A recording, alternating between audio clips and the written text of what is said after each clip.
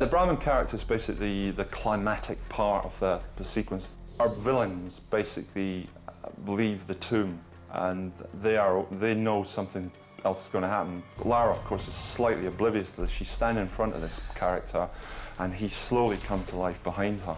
Obviously, it has to be pretty imposing, pretty scary, and definitely convincing that this thing is towering over Angelina. Because it exists on set already, the look in that sense is already described. What we needed to do was recreate the Brahman from the set in CG, totally.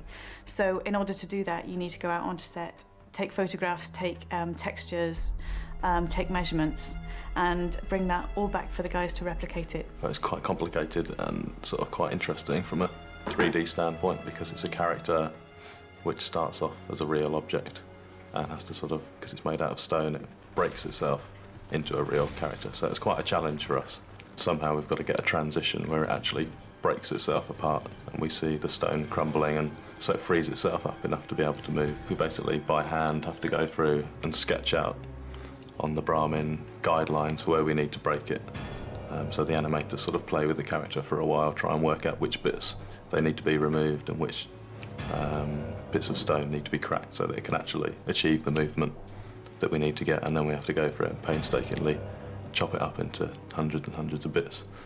And his face animates as well, so then we have to go into even more detail and break his face up into, give him enough pieces so they can actually move to make shapes and give expression. This is the first time he sort of fully stands, so at this point we've broken away enough of him to allow him to move.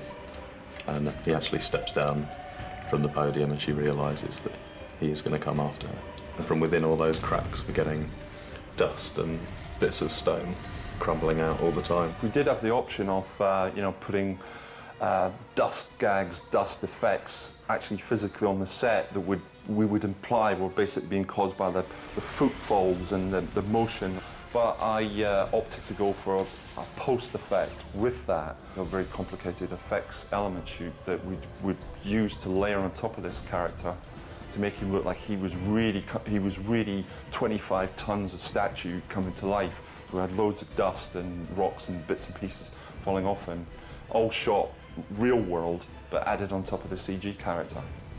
So as with the Stone Monkeys, we got a level of, I think, reality that you could do with CG, but funnily enough, we did have the option. And also, I thought, if you can do something for real, do it for real.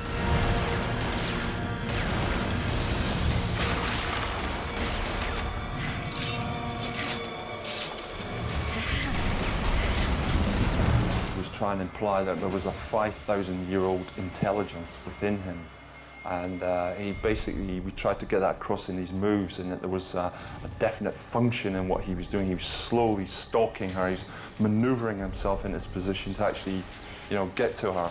And then when he uses this magical force to summon these swords, we thought that we're basically building up towards a climax where he ultimately throws the swords towards her.